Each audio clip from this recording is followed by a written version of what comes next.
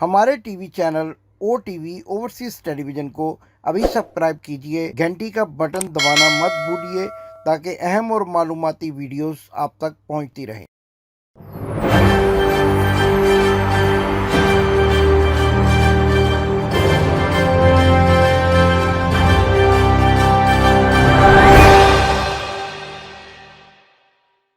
बिस्मिल्लाहिर्रहमानिर्रहीम। नाजरीन, मैं हूं आपका मेज़बान इमदाद हुसैन शहजाद, लंदन से अपने व्लॉग लंदन टॉक के साथ आपकी खिदमत में एक बार फिर हाजिर हूं।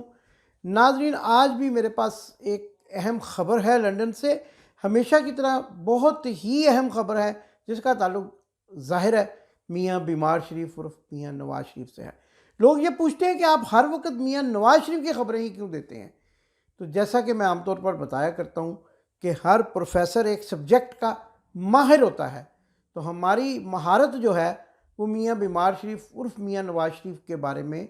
कुछ ज़्यादा मालूमात रखती है, इसलिए कि ये पाकिस्तान की अदालतों के मफरूर हैं। और चूँकि मैं अक्सर कहा करता हूँ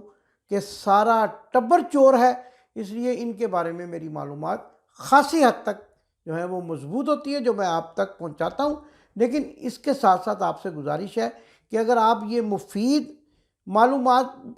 सुनना चाहते हैं, इनसे मुस्तफ़ीद होना चाहते हैं, मेरी वीडियो को शेयर करें, लाइक करें और मेरे चैनल को सब्सक्राइब करें। तो नाज़रीन, आज सबसे अहम ख़बर जो मेरे पास वो ये है कि मियाँ बीमार शरीफ को पाकिस्तान की एक आला शख्सियत का पैगाम पहुँचा दिया गया है। उनको ये बात वाज़ेह तौर पर कह दी गई है कि अब आपकी पाकिस्तान के सियासी निज़ाम में कोई गुंजाइश नहीं और 2028 तक तो आप बिल्कुल अपने आप को पाकिस्तान की किसी भी सियासी मंजरनामे में अनफिट जो है वो समझना शुरू कर दे। ये पैगाम जब मियाँ बीमार शरीफ तक पहुंचा तो उनका डिप्रेशन बढ़ गया, उनकी बेचैनी बढ़ गई, उनकी चिड़चिड़ाहट बढ़ गई। और सबसे अहम बात जो मैं आपको बताने वाला हूँ कि इयाज सादिक, जिनको मैं याज काजिम कहा करता हूँ, उनसे मिलने से भी उन्होंने इनकार कर दिया। और मेरे ज़राए तो ये भी कह रहे हैं कि वो भी कुछ पैगामात लेकर आए हैं, लेकिन नाकाम व नामुराद चले जाएंगे, क्योंकि जैसा कि मैंने पहले बताया कि मियाँ बीमार शरीफ को पाकिस्तान की एक आला शख्सियत ने यह पैगाम भेज दिया है कि अब आप पाकिस्तान की सियासत से अपने आप को फारिग समझें, अब आराम करें, हुक्के के कश लगाएं या गर्म कमरे में बैठकर चुलगोज़े और पाकिस्तान से मंगवाए हुए काजू खाएं, लेकिन पाकिस्तान की आवाम को मज़ीद बेवकूफ़ बनाने के ख्वाब देखना छोड़ दें। इससे मियाँ नवाज़ शरीफ की चिड़चिड़ाहट बढ़ गई और उनके मीडिया सेल में काम करने वाले एक हमारे मुसद्दका ज़रिए ने बताया कि उन्होंने अपने मुलाजमीन को झाड़ें पिलाना शुरू कर दी और आज सारा दिन चिड़चिड़ाहट का मुजाहरा करते रहे और इस तरह से ज़ाहिर करने की कोशिश करते रहे कि जैसे उनकी बीमारी और डिप्रेशन में इजाफा हो गया है। तो मियाँ बीमार शरीफ को ये पैगाम किसने पहुँचाया, ये सारे हक़ाइक़ भी मैं अभी आपके सामने रखूँगा। किस तरह से उनको कहा गया कि अब आपकी पाकिस्तान की सियासत में गुंजाइश नहीं है, क्या उनको जो है वो पाकिस्तान की सियासत के मामलात के बारे में पैगामात दिए गए, ये सारे हक़ाइक़ मैं आपके सामने रखूँगा। तो नाज़रीन, इससे पहले कि मैं आपको इन हक़ाइक़ से आगाह करूँ, पाकिस्तान के कौमी असम्बली के साबका स्पीकर की दास्तान भी आपके सामने रखता हूँ। ये जो कैदो शरीफ तशरीफ़ लाए हैं पाकिस्तान से हीर को मनाने के लिए, ये इतने नाकाम और नामुराद हैं, बड़ी बड़ी बातें करते हैं, बड़े बड़े दावे करते हैं, लेकिन चूँकि झूठे हैं इसलिए इन दावों में कोई सदाकत नहीं है। और हमारे ज़राए बता रहे हैं कि वक्त मांग रहे हैं मियाँ बीमार शरीफ, जो आम तौर पर कॉमेडियंस को वक्त दे देते हैं, लेकिन स्पीकर कौमी असम्बली और अपनी पार्टी के साबका स्पीकर कौमी असम्बली और अपनी पार्टी के अहम रहनुमा से मुलाकात करने से कतरा रहे हैं। अब इसकी क्या वजूहत हो सकती हैं, क्योंकि उनको मालूम है और उन्होंने ये वाज़ेह तौर पर कह दिया है कि मैंने पाकिस्तान नहीं जाना, और उनके बारे में कि जो उनको मनाने के लिए आएगा उन्होंने सख्ती से मना कर दिया है कि उनसे मेरी मुलाकात ना कराई जाए। लेकिन पता नहीं क्यों जब हमारा प्रोग्राम देखते हैं तो उसके बाद इरादे बदल लेते हैं और उसके बाद हमारे प्रोग्राम की रोशनी में अपना लाहमल बना लेते हैं। तो लगता है कि शायद हमारा प्रोग्राम देखने के बाद मियाँ नवाज़ शरीफ उर्फ मियाँ बीमार शरीफ काज़म को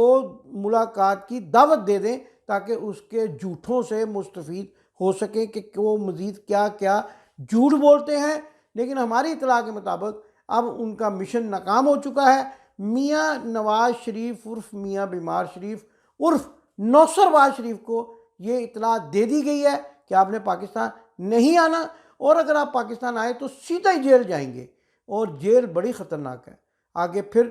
पाकिस्तान में गर्मियों का मौसम शुरू होने वाला है, मच्छर भी होंगे, मक्खियाँ भी होंगी, जेल भी होगी, और जेल तो जेल ही होती है नाजरीन, चाहे वो बी क्लास हो चाहे वो ए क्लास हो, मुशक्क़ती साथ हो, खाना घर से आता हो, लेकिन फिर भी वहाँ पर चांपें नहीं मिलती।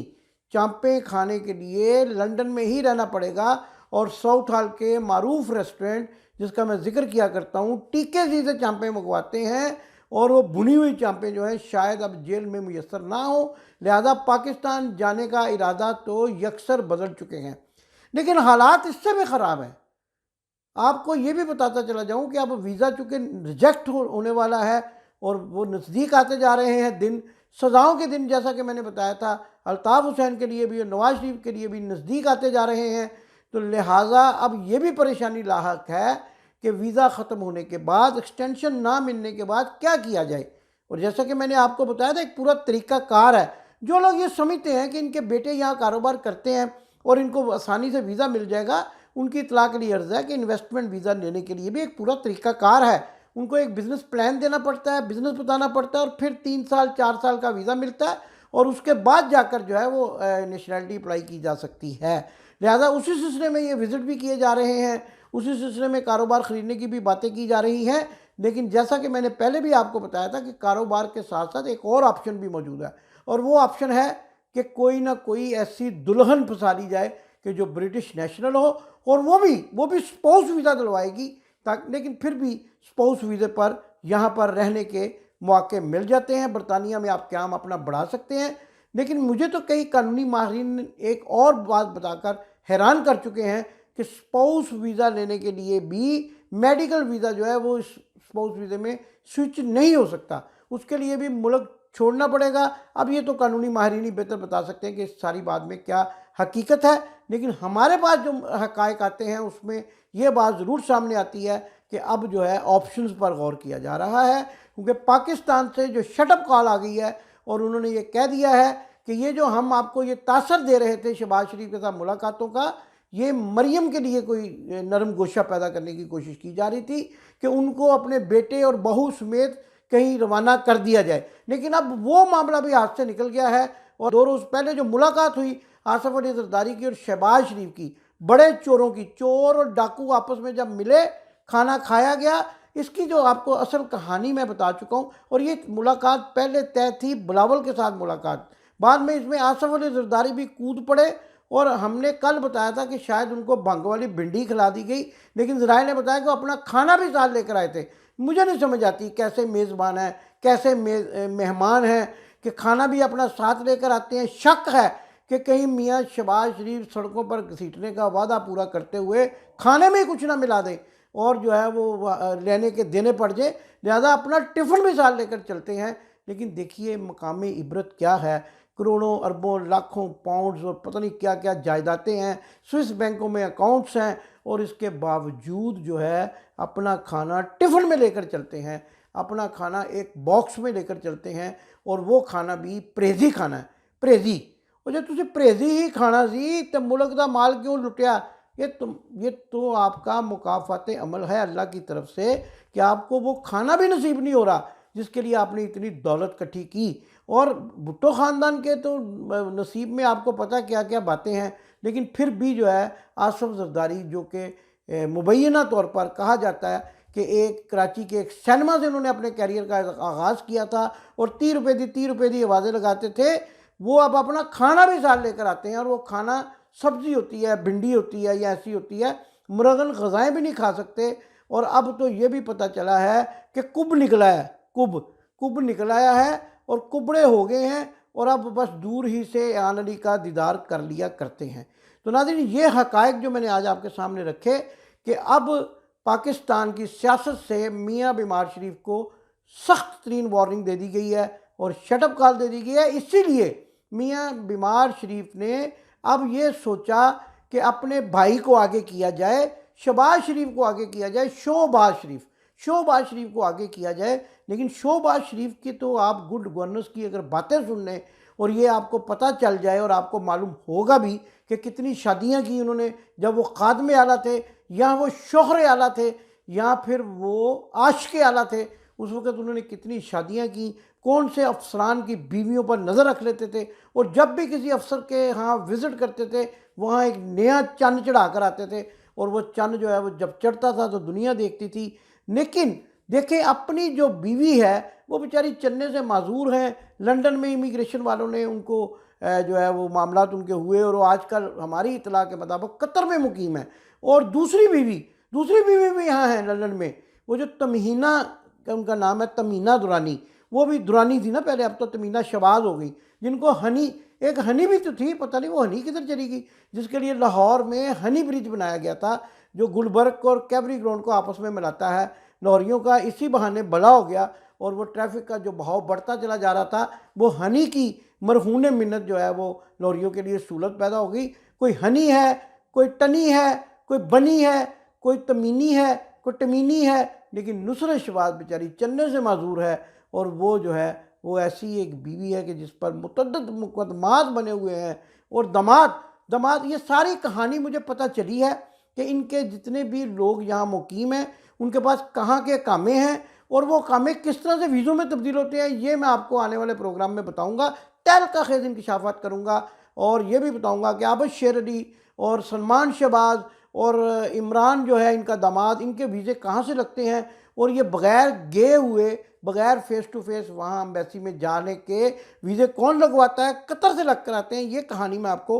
पूरा तरीक़ेकार के साथ कि किस तरह पासपोर्ट जाता है, कौन लेकर जाता है, उस शख्स का भी नाम बताऊंगा कि कतर में कौन ऐसा शख्स है जो इनके वीज़े लेकर कतर में मौजूद ब्रिटिश एम्बेसी में जाता है, वीज़े लगवाता है और ये बग़ैर गए खरूज, जिसको कहते हैं खरूज और दखूल के बगैर, यानी एग्ज़िट के बगैर और एंट्री के बगैर ये बरतानिया आ जाते हैं, गैर कानूनी काम कर रहे हैं। ये सारे हक़ाइक़ से आपको आगाह करूँगा। नाज़रीन, इससे पहले कि मैं अपने प्रोग्राम को ख़त्म करूँ, आपके लिए एक और बड़ी ही अहम इत्तला है कि मेरा एक और प्रोग्राम जिसका नाम पोस्टमार्टम है, वो अनकरीब 1-2 दिनों में या 1-2 हफ्तों में वो मैं शुरू करने वाला हूँ। वो आप अलहदा से देख सकेंगे इसी चैनल पे, पोस्टमार्टम के नाम से, जिसमें मैं तफ़्फ़ुनज़दा सियासतदानों की लाशों का पोस्टमार्टम करूँगा, पीरों बाबों डब्बा पीरों का पोस्टमार्टम करूँगा, मलक रियाज जैसे लैंड माफियाज का पोस्टमार्टम करूँगा और उन हक़ाइक़ से आपको आगाह करूँगा जो आज तक पाकिस्तान के किसी टीवी चैनल पर और किसी अखबार में जो है सामने नहीं आ सके। अपने मेज़बान इमदाद हुसैन शहजाद को उसी नारे के साथ जो मैं रोज़ लगाया करता हूँ इजाज़त दीजिए। अगले प्रोग्राम में मुलाकात होगी। पाकिस्तान जिंदाबाद। आपने अभी तक हमारा चैनल सब्सक्राइब नहीं किया तो अभी सब्सक्राइब करें और बेल आइकॉन को क्लिक करके हमारी लेटेस्ट वीडियोस के बारे में अपडेट जानें।